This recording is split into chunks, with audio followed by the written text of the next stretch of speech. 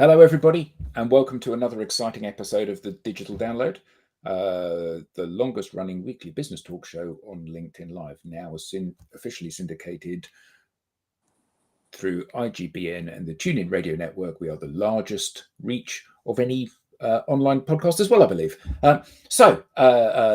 Before we got a fantastic guest with us today, but before we introduce the guest, let's just go round the horn and introduce ourselves. Richard. Good afternoon, Richard Jones from Curate, a partner of DLA Ignite. Really pleased to be here. I'm a relative newbie to social selling. I think last week I described myself as unconsciously incompetent before I joined the gang. So I'll repeat that joke because I know Tim enjoyed it last time, but I'm now feeling a lot more consciously incompetent. I kind of know what I don't know I'm doing right. Fantastic. Tim. Yes, my name is Tim Hughes. I'm the CEO and co-founder of DLA Ignite and famous for writing the book Social Selling Techniques to Influence Buyers and Changemakers. And I'm Adam Gray. I'm Tim's business partner, also co-founder of DLA Ignite, and not really famous for anything, but I'm working on it. So today we're joined by an old friend of ours, Scott Russell, and in the run-up to the show, I was thinking about a really cool quote to introduce him, and Oscar Wilde wrote the play The Importance of Being Earnest. And to paraphrase that, the famous quote where he says, "To lose one may be regarded as misfortune, to lose two looks like carelessness." So to have one successful business growth and exit may be regarded as lucky. To have five would very much be decided that you would be an entrepreneur. So with that in mind, let me introduce our dear friend, Scott Russell. Hi, guys. Yeah, good. So what a lovely intro, Adam. Well, you know, it only took me 4 months to prepare that. So, but it's amazing. You know, the word entrepreneur is bandied around so much in the marketplace. And anybody who has been made redundant and starts their own business likes to go under the moniker of entrepreneur. But you truly are an entrepreneur. And in your kind of found, grow, exit, you've learned a lot about business and a lot about what makes a business successful. And in your last business, you had the strapline, the coffee company. You had the strapline "Fueling Ambition," and you came on here and you spoke about how in that business you were putting something back and the importance of fair trade and doing the right thing, not because it lines your pockets, although it is good business to be a good business, but the fact that it sort of fueled your passion and made you thrilled to be part of something that was doing a bit of good in the world. So I guess as a kickoff, why don't you tell us a little bit about how you got to here, where you are today, and some of the kind of anecdotes and things that you've learned along the way. Oh wow, what a great intro again. Yeah, so I'm learning French, and my French teacher said to me, you know, the word entrepreneur, it's a noun, it's a doing word. It means emprendre, it means to follow on. So I suppose a true entrepreneur is someone that can just follow on and do it again. So I'm going to take you all the way back to 1994. I was a young guy and I sold my first company when I was 24. And I didn't want to sell it. I loved the business. I was one of 5 guys and we were building a national plumbing business. Now, I'm not a plumber, but I'm really good at knocking on doors and I'm really good at getting people to sign up when I was in front of them. So my product just happened to be plumbing services, and I was a group of guys and we built this business up, and then we sold it to GE Capital. Now, at the time, GE Capital was one of the biggest companies in the world by market capitalization, and they bought this little business for 5.7 million quid. And I remember being 24 with £1 million. And I was like, what do I do with £1 million? So obviously I bought a house and I bought a car, a Porsche 911 car. And then I realized I didn't take any tax advice. So I was hit with a huge, big tax bill. And at the time it was taper relief, and I didn't own the shares long enough to qualify for taper relief. So I was sort of reluctantly forced into rolling this money into another company. And then when I built that business up, that showed me that you can build companies and then sell them and actually make some really good money. And I've gone on to do that another 4 more times. So I'm a reluctant or a entrepreneur, but I've learned a lot over the years, and I'm now 54. No, surely not. What a youngster. Thank you. And I've just sold my last business, and now I coach people how to do the same thing. So Scott, when you came on the conversation to the digital download last, something that really, really stuck with me, which was that. So for those that don't know, the company that you've just sold is a coffee company, and what you said is that the reason why you started a coffee company was because you actually had sold another company, and you had quite a harsh competitive contract, so you couldn't start a competitor to what you just sold. And you're sitting there having a cup of coffee, thinking, "I wonder what I could do next." And then you're drinking this coffee and thinking, I could start a coffee company. So is it so when you've got your ideas for doing things, is it the fact that it just comes to you in a flash, or is it that that you've been thinking about it for 4 months, or what is it? How do you come up with ideas? So a lot of people ask me that. It's a great question, actually, because what do you know about coffee? And I knew nothing about coffee. Actually, I wasn't even a great fan of coffee, if I'm honest with you. I didn't mind a double espresso in the morning if I was going for a run, but wasn't really a great fan. But what I realised, this was way back in 2007, is that there was a niche there. There was an opportunity for a cool hand-roasted coffee brand. Our Antipodean cousins were doing it really well in New Zealand and Australia, and it was this fledgling industry that was sprouting up, and people were paying $3 for a coffee in Melbourne, and that was just, wow, mind-blowing. So if they're doing it there, surely it's going to work over here. And the concept of building a great business is the same whether you're selling plumbing services, telephony, healthcare, whether you're selling, coffee. It honestly doesn't matter. It's about building a brand that people want to buy. And there's a difference between a brand that sells and a brand that wants to. If you can create a product where people want to buy it, you don't have to sell it. So, some brilliant brands out there. We could say Apple, we could say Ferrari. These are brands that you don't wake up one morning and someone sells you a Ferrari. You want to buy it. You want it. And that's the magic elixir. Create something that people want to buy, and the rest will start to fall into place. So yeah, it's no attachment to coffee. It just seemed quite a good thing at the time. Scott, quick question from me. How do you think that this translates into a sort of a B2B world? I can see in the sort of consumer world, you can create a brand that people want to buy.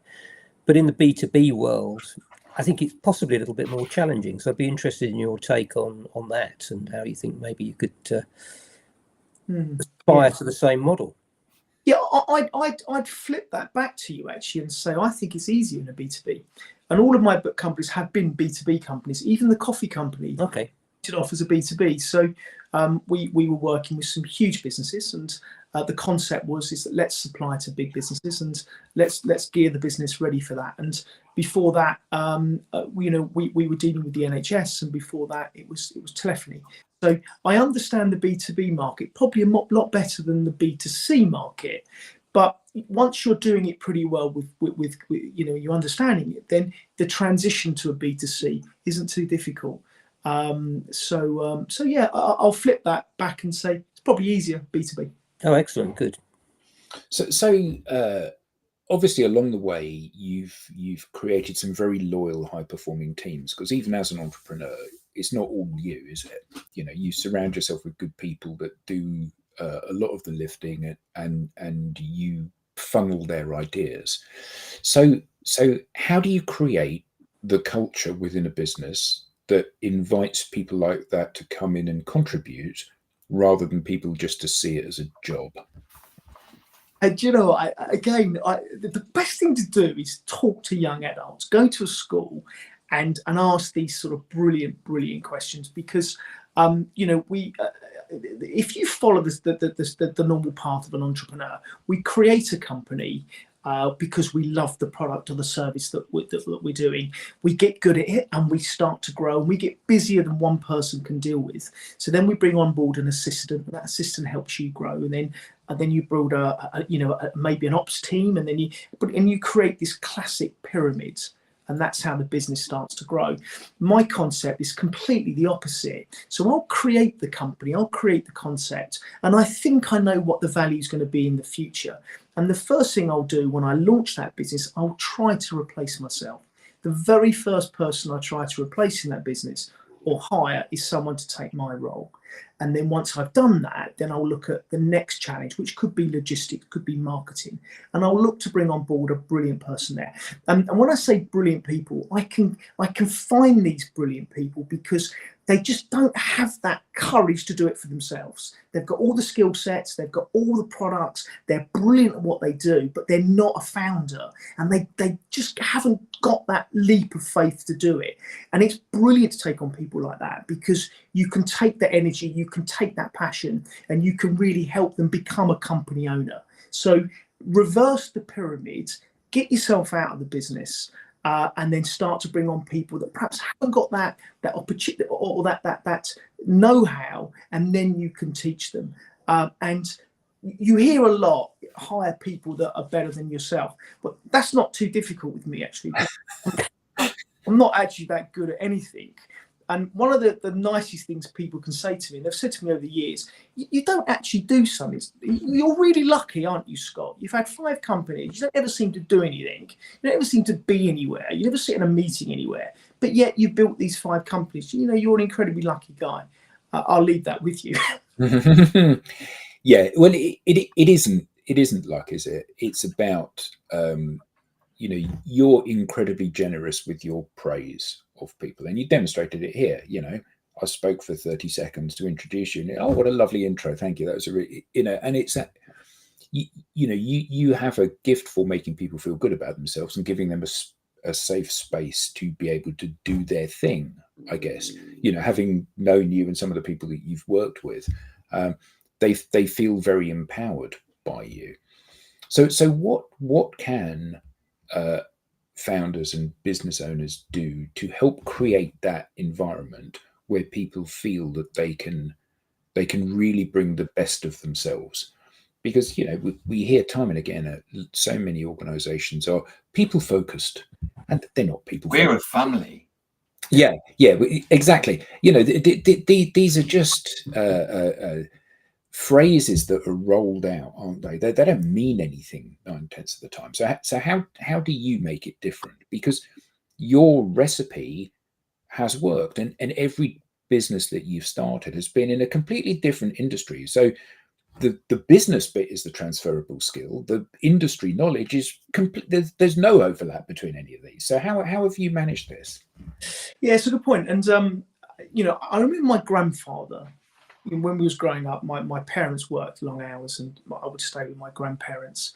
And my grandfather was a proper old gent, post-war gent. And he was a guy that used to clean his shoes every day and have a press shirt, even into his 80s and 90s. And he always said to me, Scott, whenever you meet somebody, find something genuinely positive about meeting somebody and praise them. I love your suit. Doesn't your hair look great today? It's really, and he said, but you've got to mean it. You can't just say it, because people will see through that. And every time I meet somebody, I'll try to find something positive. And you can apply that approach to people that you employ, the products that you're servicing, the teams that you're bringing on board. And I'm a great believer in, I'm quite happy. I don't need to sit on a pile of cash or a pile of shares. I'm quite happy within an afternoon to give away 60% of a company if I can get the right people on board during that session to take that to the next level. And people say, oh, I'll never give away equity. Equity's precious. No, it's not. It's not precious. People are precious. The products, the services, the delivery, the interaction. And if you can't afford to pay for those people, then get them on board, offer them, share options in the business, get them on board. And that concept works across a whole plethora of companies, because you've got someone there who's not an employee now. They walk out and say, I'm a company owner. I've got shares. And this goes against everything they teach you in business school. Yeah. So you've got a vision for your businesses. You start the business and you have a dream of where that can go.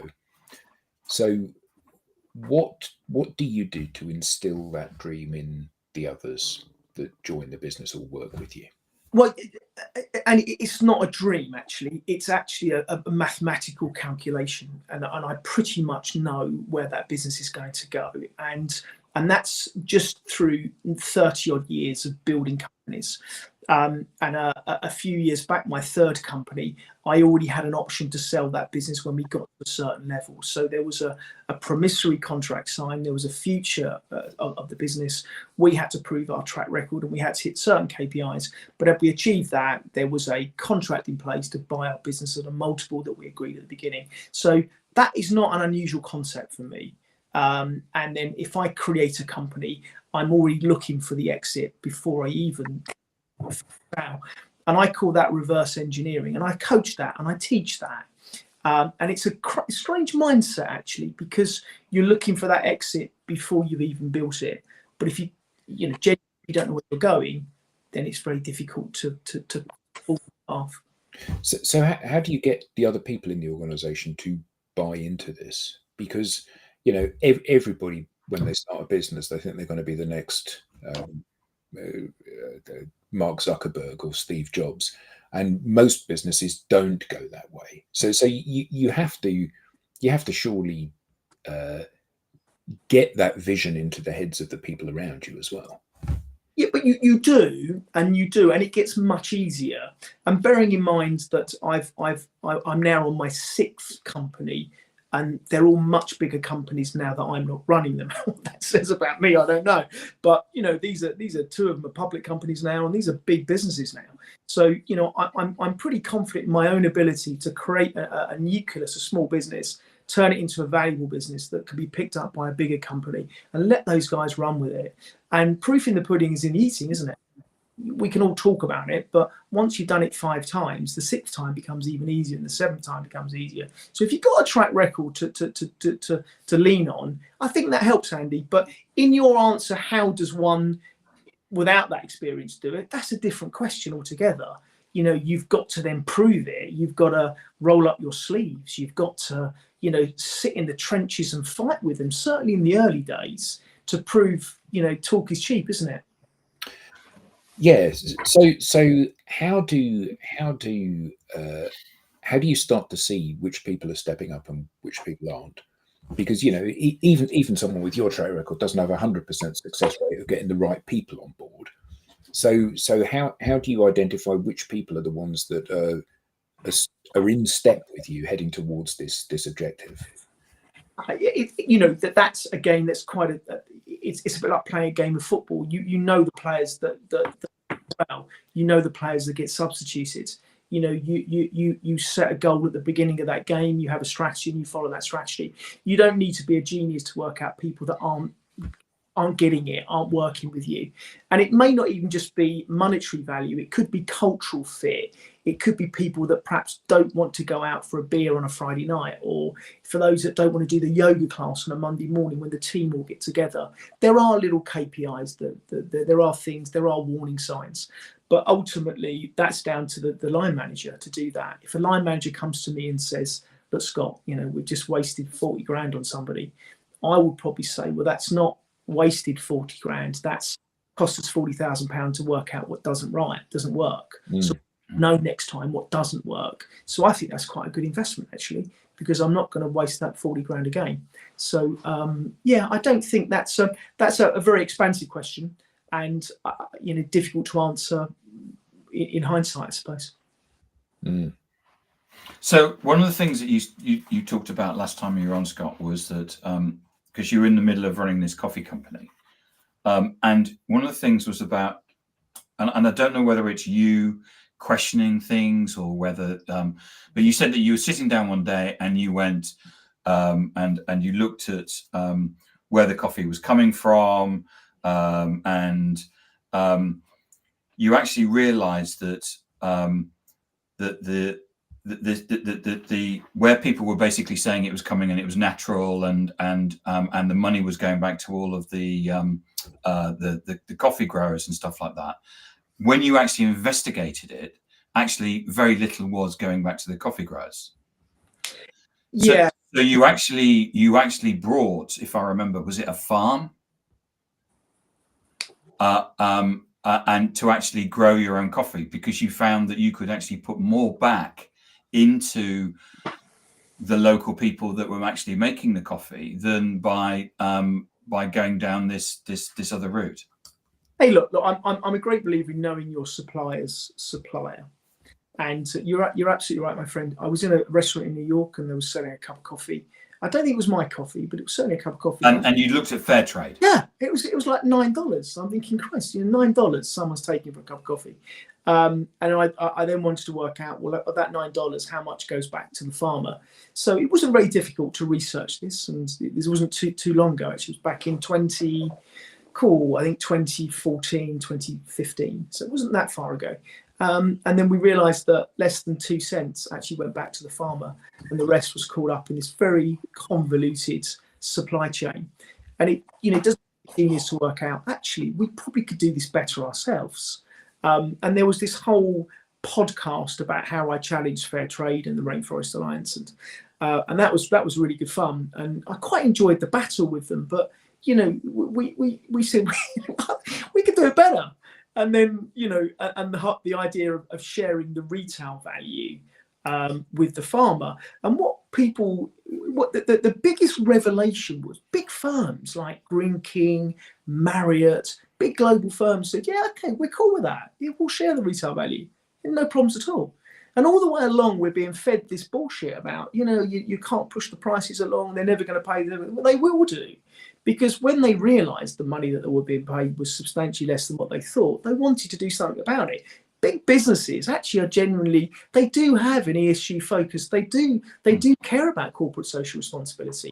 I don't think these big companies don't. They do. They're just a bit clunky sometimes. But genuinely, there's a board of directors. There's a way of doing things. And you don't get to become a big global brand if you don't give a shit about the planet. So, just chat as we're doing now around a table, and you'd be surprised what can come of that. So tell us what you did. Well, I've got to be a little bit careful because I'm still Okay.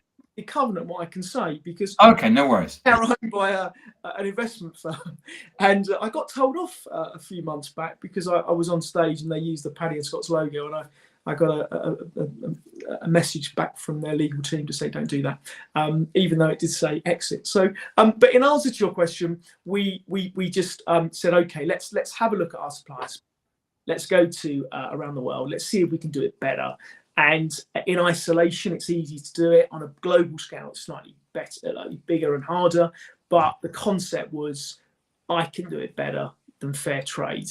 And we proved that we did. And the International Trade Centre, which I think is a quango with UNICEF and Save the Children, did a white paper report on the project. And it was a glowing report. And that to me was a really proud moment when you get international recognition for the supply chain that you set up.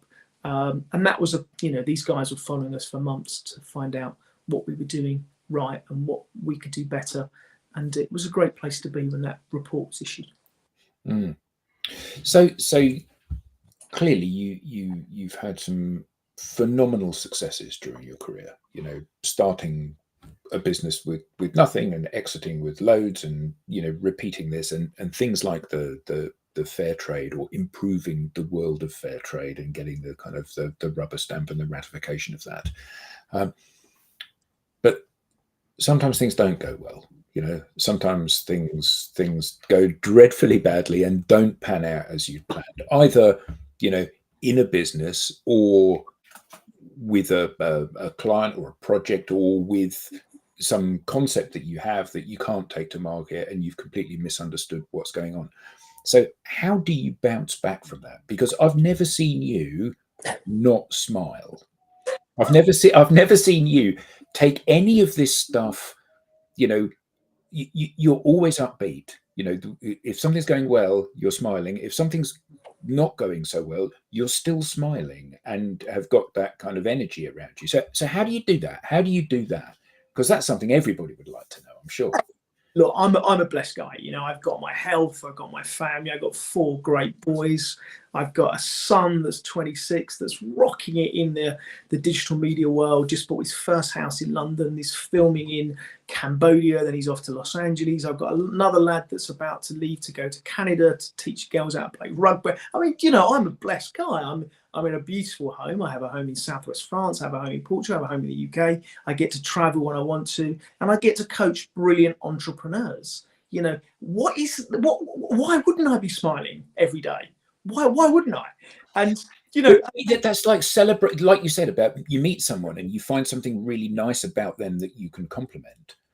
Yeah. How do you frame this? Because I think that I saw a really great. Now, I'm not a big fan of Stephen Bartlett, but I saw one of his Diary of a CEO podcasts when he was interviewing Jimmy Carr, and Jimmy Carr said, "We suffer from life dysmorphia at the moment.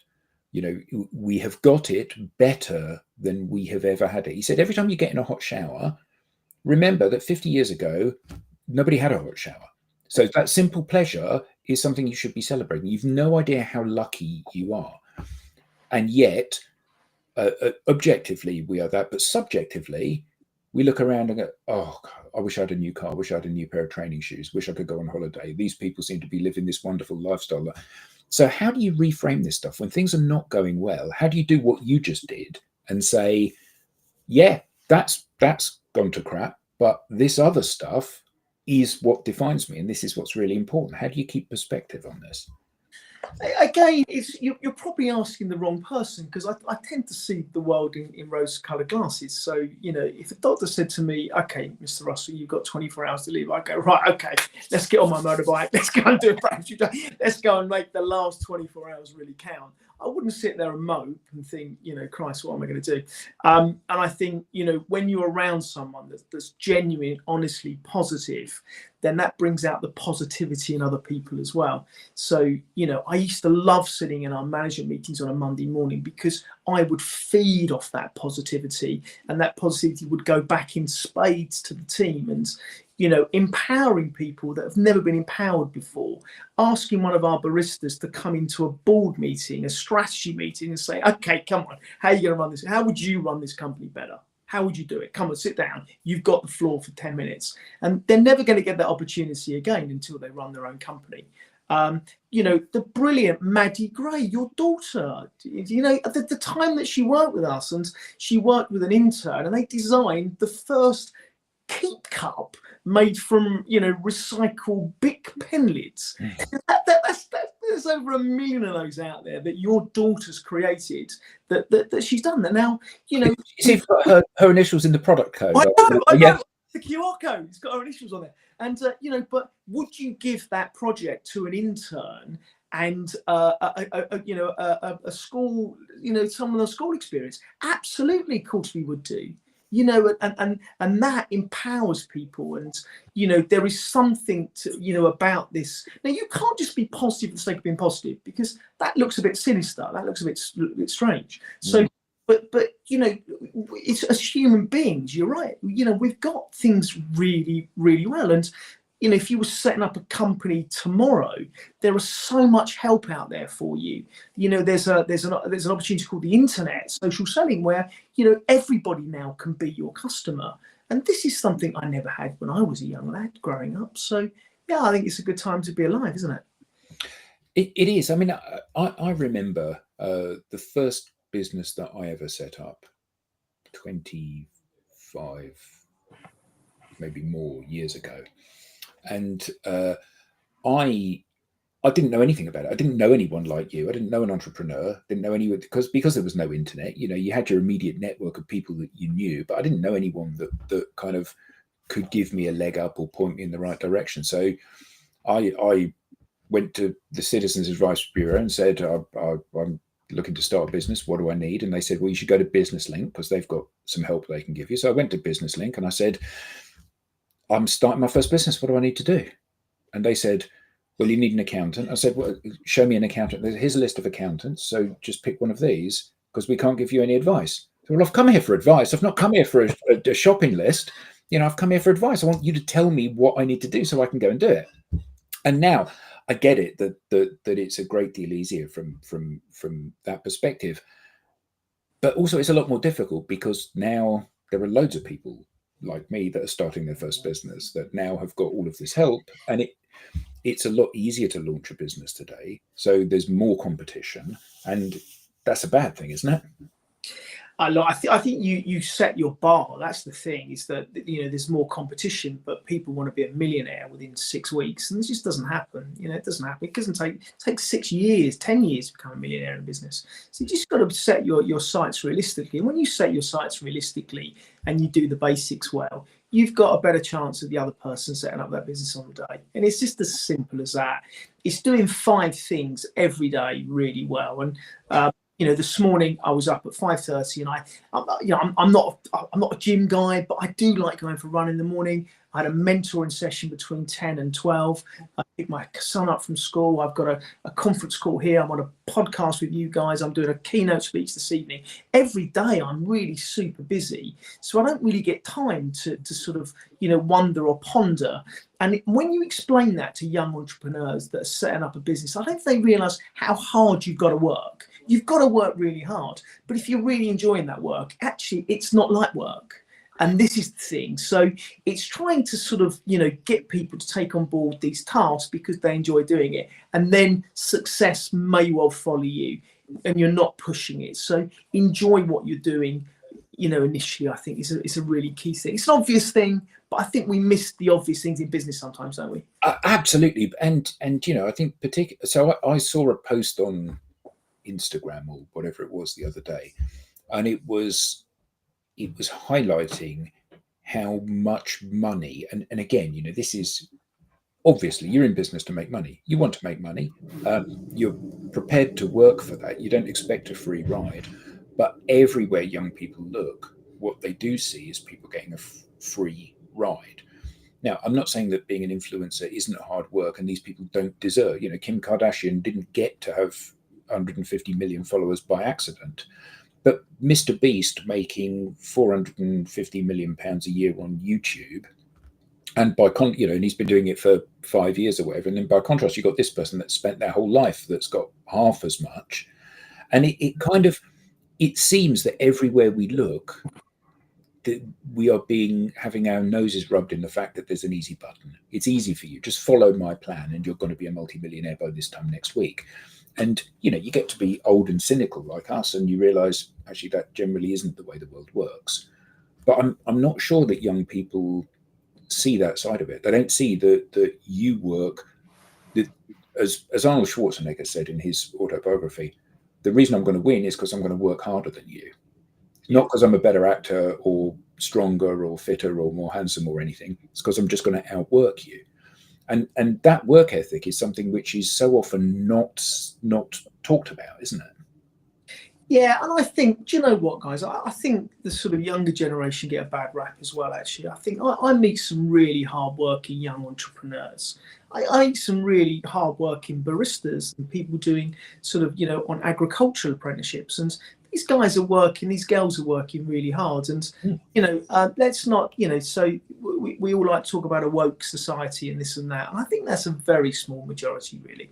So, I think that, they get a bad rap. But it's no different from 100 years ago when my parents, my grandparents, my great-grandfathers, they went through difficult times the way they were doing it now, but they were just slightly different landscape, that's all. The human being will always will always face challenges. And what makes us a great race is that we'll all overcome that. And, it's, so it's getting very philosophical. But I think it's important to talk about it, isn't it? Yeah, I think so, because like it or not, you're a role model for lots of people, young and old. You're a picture of success, not just in terms of the fact that you've grown successful businesses, but the fact that you've got a life that makes you smile. Like you said, you're up to, you jump on your bike and you flash home in order to get here in time to do the podcast, and then you're going to be off speaking somewhere, and then you're doing all of these different things, and and I think often the fact that that's hard work, albeit work that you love, that's hard work is maybe not seen by many people. Yeah. Look, I think people do see it and they do realise it. Maybe they don't want to see it, and that may be the problem. Yeah. But fundamentally, I don't think people are stupid. I think they realise that you've got to work hard. And there's always going to be exceptions to the rule. You're always going to have Mr. Beast or Kim Kardashian or what have you. Of course you are. You've had that forever. So look, it's I coach entrepreneurs, and it's the best job in the world. I coach 12 entrepreneurs per month. It's one-on-one. I don't do any virtual. I'm no good with tech. I've got a tiny little screen. I'm using my phone. I don't even know how to use a computer. I've never used a mouse. I've honestly never used a mouse thing. And I was on I host a radio show for a business that I own. And what scares me to death is all the technology, all the buttons and the flashing bits and so forth. And when they said to me, right click, I said, well, what's right click? What does that mean? Right click. I don't care what that means, right click. I can use a phone. I'm pretty good at that. And I can, but yeah, so do what you're good at, and if you're not good at, pay someone else to do it for you. That's my lesson in life. Find out what you, and if what you're good at is getting people on board to run your business, and that's what you're good at, trade on that. Don't push, what do they say? Don't push water up a hill, does it? Otherwise you're not going to be able to do it. So yeah, just be honest with yourself, I think. Yeah, absolutely. So 5 businesses grown and sold, coaching entrepreneurs, which is a much more intimate thing, isn't it? It's about putting something back. But what next? You're a man in the prime of his life. So what are you going to devote your efforts and mental thoughts to from now on? There's a great film. There's a great book actually, and it's a film by Peter Mao, and it's called A Good Life. And it's about this guy, this broker in the city that loses his job and inherits a farmhouse in France, southwest France, and he starts to grow wine. And I've watched this movie so many times. It's a movie that when I watch it, I absolutely love the characters in the movie. I love the movie template. I love the ambience of it, the picture. It's just lovely. So I thought to myself, that's what I want to do. I want to buy a farmhouse in France with a vineyard, and I'm going to make wine, and I'm going to really enjoy this because, I've done the same sort of thing in coffee. There's no reason why I can't do that. So most people will sit there over a beer and go, I'm going to do that. And then they're going to say, yeah, and that'll be a great idea. And then it doesn't go anywhere. Mm-hmm. But what I did, I jumped on a plane. I spoke to the agent immobilier, and I said, right, I want to buy a vineyard, I want to buy a farm, I want to buy a house, I want to buy a chateau, I want all that sort of thing. And it's not that expensive, actually. It's good value, yeah. There is a reason why they're not very cheap. I can tell you that, but that's a completely different story. So I thought, right, okay, this is the area I want to be. I want to put a brisket in the oven in the morning. I want to go skiing in the Pyrenees, and in the afternoon I want to finish off on the beach in Biarritz. I want to get on my surfboard, and I want to come back, crack open a bottle of wine that's been grown in my vineyard, and open and eat my brisket that's been in the oven from this morning. So I thought that's a really good idea. I thought give that a go. So that's what I've done. And I've got no idea whether I'm ever going to make this business a success, and I really don't care. But what I am going to do is I'm going to enjoy things like that. And, and I guarantee you, I joke now, I will turn it into a successful business like I've done before.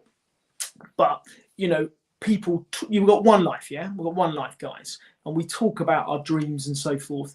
But yet, so many of us never have those fulfilled dreams, and they go to, their grave. God bless them with money in the bank. I don't believe that. I'm going to spend a lot. Good. I mean, that's fantastic. So we've got a great question here from Mark. Do you find that you have developed at least 5 things you share with all of your clients for boosting business? Give us at least one for free. Yeah, I do actually. It's a great question as well, because the first thing I do when I sit down with clients, I try to work out where they want to be in 5 years' time. And I want them to visualize that. I want them to picture where they're going to be. And that doesn't mean you've sold your company for squillions. It could be that you're sitting on a beach and your business is running really well without you.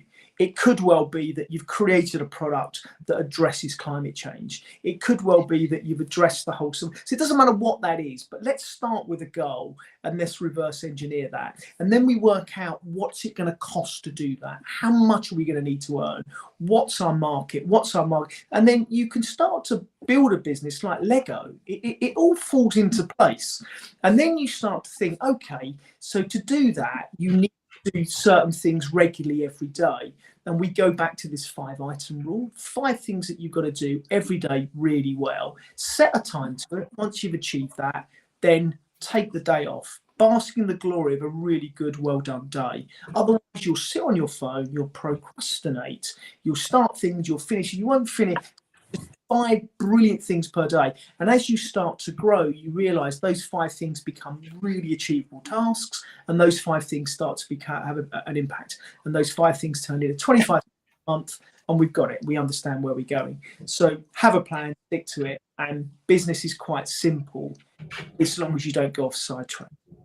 And is that, in your experience, the marker for whether a business is going to work or not? Whether or not they can stay on track and not be diverted, make this plan and then execute the plan. Is that more important than having a dynamic plan that changes as you learn more as you go along? Yeah, look, I mean, it's not unusual for me to be on a sort of, version 7 of a business plan.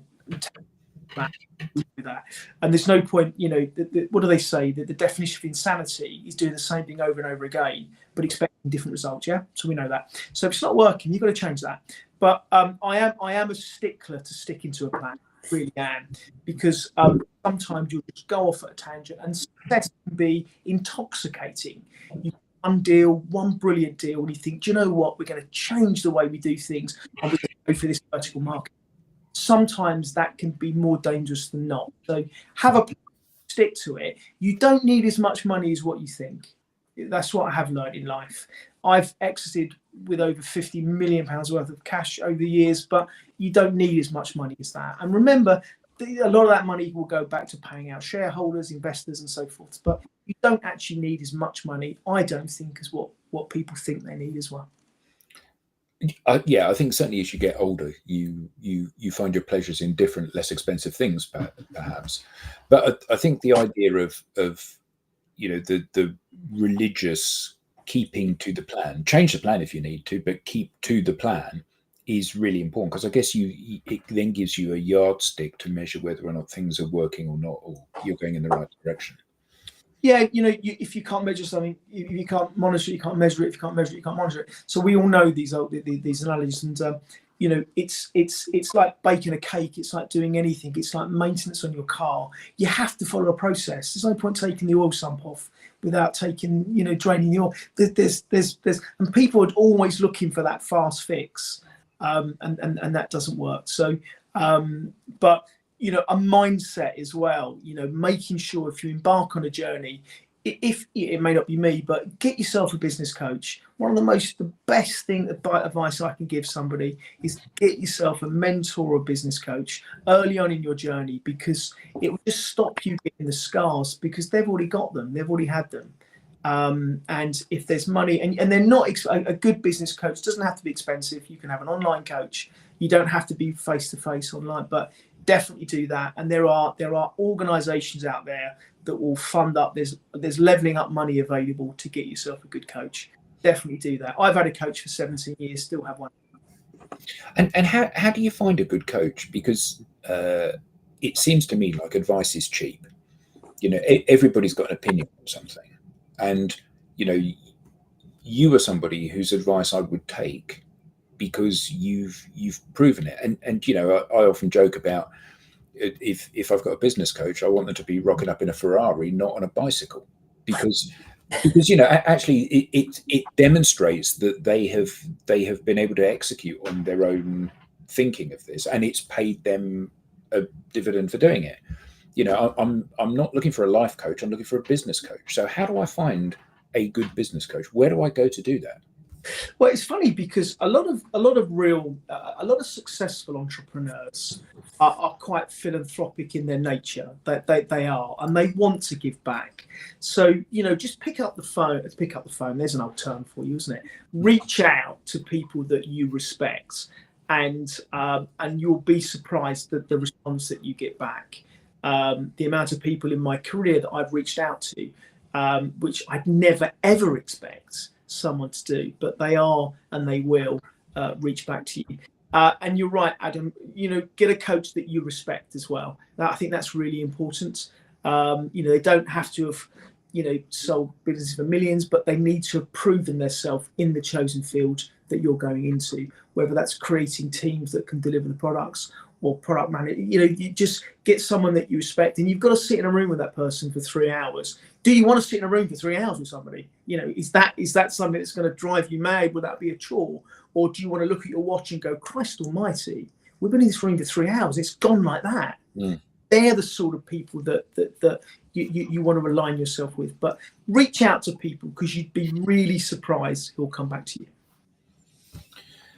So in all of your career and successes and failures and things that have happened, what are the most important learnings that you've had, things that you're reminded of day in, day out, and you like to kind of say to people, you need to be mindful of this, or here's something that I found the hard way?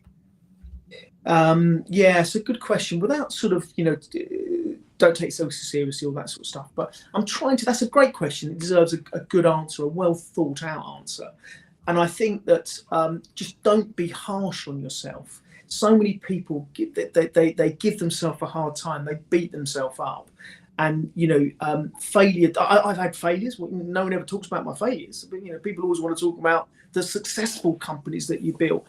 They don't want to hear about the failures. But the failures are good as well. There's some great stories where, maybe over a beer one evening I could, if I want to do it on air. But, that age-old question, you learn more from your mistakes. You generally do learn more from your mistakes, and you don't make a mistake. You just learn that it's not the right way of doing it, and that's equally as important as well. Yeah, good. Yeah, well, I guess that it would be really nice if you could give a little kind of parting thought to people. I think that when I look at you, and we're friends, and we're friends on Facebook, and we're connected on LinkedIn, and I see your travels, and I see what it is that you're doing, and I've known you through some of your businesses, and every time I have an interaction with you, it feels like it's been a worthwhile interaction to have.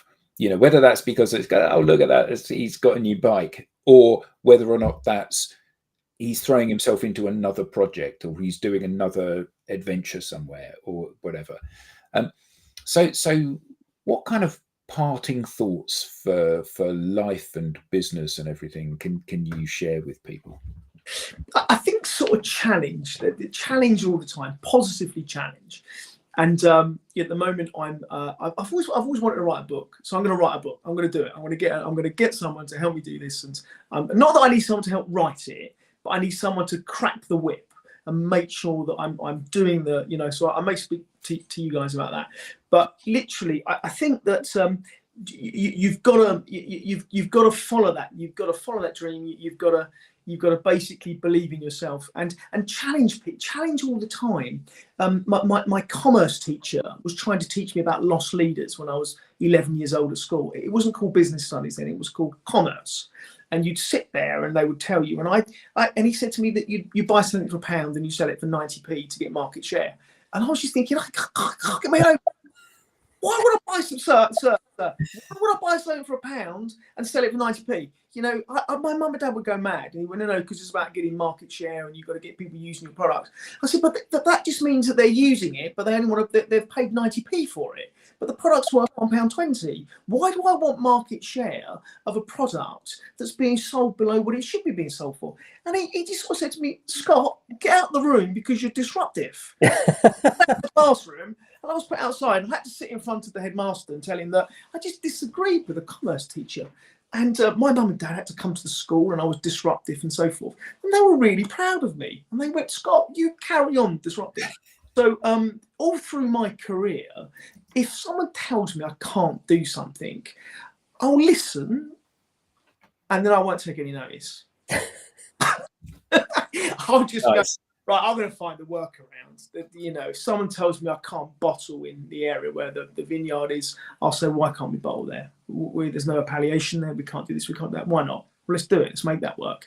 And I just think that it's, you know, positively, don't be, you know, there's a fine line between disruptive, being, you know, obnoxious, obtuse, whatever words you want to use. But if you genuinely believe something, rules are the fools, right? So write your own rules. Oh yes, yes, I like that. And your commerce teacher, well, he might be dead now, but if he isn't, I hope he's looking at you. Now, I remember, although he's a hideous individual, the guy that Tim, whatever he's called, that started Weatherspoons. Weatherspoons. Yeah, and apparently one of his teachers at school said, Tim, you'll never amount to anything. His teacher was called Weatherspoons. Yeah. And so he named the pub this teacher's name, and he thought, I'm going to build the biggest pub chain in the UK, and I'm going to name it after the teacher that told me I would never amount to anything. So every time he walks down the street in his town, wherever his town is, every time he walks down the street, he'll see this and he'll think of me. Now that's a little bit extreme, but it's quite a cool idea. So I hope that your commerce teacher is looking at you thinking, yeah, I should listen to Scott, because I wouldn't be wearing my tweed jacket with the patches on the sleeves.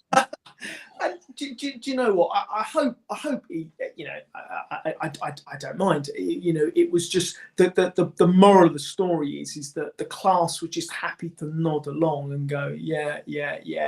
And I loved commerce, and it wasn't cool to be good at school. I've got no exams at all. I have no. I left school with absolutely nothing. I have an honorary degree now. I have I'm an honorary fellow of the University of Suffolk, and I get to wear these beautiful robes once a year, and I get to stand with all the dignitaries and what have you. And I feel like a real fraud because these guys work really hard, and I stand there and I give out the awards and I shake their hands, and I'm thinking, I hope they never ask me an intelligent question, because I just wouldn't know how to answer it. But it just goes to prove, and you know, my 16-year-old son is going through his GCSEs at the moment, and there was so much pressure on the youngsters. I sound like an old guy. There's so much pressure these days, and really, you know, no one's ever asked me what I got in my GCSEs. No one's ever asked me what my degree is. No one's ever done it. So you know, it's not the end of the world if you know, those exam results aren't as good as what you thought they will be. And you know, please don't tell me. And you hear these horror stories of depression and even worse that these youngsters go through now because their exams aren't what they should be. And that's a pretty sad state of affairs. So, you know what, smile, you know, you're brilliant, whatever you want to do. There's a career for you. There's a fact, you know, you're just a brilliant human being. And I think a takeaway is, you know, just be pleased with what you've got, I suppose. Yeah. So Scott, so what are you riding at the moment? A motorcycle. Yeah. What time? Actually, where do you want to start? So I'm into electric bikes. I'm really loving an electric bike. Okay. And on Sunday, actually, I'm going to ride an electric bike all the way to the south of France. So that's where I'm riding. And my girlfriend and I are riding these bikes. And the most I've ridden so far is 60 kilometers in a day. So I'm not quite sure how long it's going to take, but maybe a couple of weeks. I don't know. If I get bored, I'm going to put it on a thing. But in answer to your question, I have a Royal Enfield 650 GT, which is a stripped down cafe racer, which I absolutely love. It's a cool bike, far cooler than me. And the other one is an R9T, which is a BMW, more of a touring GS. And my love for cars is equally the same as my love for motorcycles as well. Fantastic. I saw that you've got your Tesla wrapped, and that's an interesting concept. Just because we need to close out. That's an interesting concept because Tesla you having this car that's done 120,000 miles, I think you said, and you decided 116,000 miles now. Yeah, absolutely. Yeah. decided to have it wrapped in some new wheels, so it looks all nice and spangly. And yeah, I wonder if I can do another 120,000 in it. It's unfortunate, isn't it? Because everything that company now stands for is everything that you don't stand for in terms of, you know, as a person.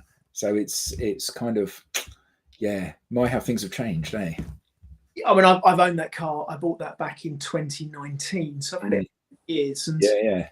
concept was, Andy, is that, you know, this, I wanted to challenge this misconception that you should change a car when it gets to 100,000 miles, and now it's time to get rid of it. And I'm thinking, well, these electric motors can do 1,000,000 miles. They're a motor. There's no wear and tear on it. Yeah, there's no moving parts. There's no moving parts at all, Tim. So you think to yourself, well, hold on a minute. What if a Tesla could do 1,000,000 miles? So I thought, but the problem being is that the car isn't that well screwed together, the Tesla.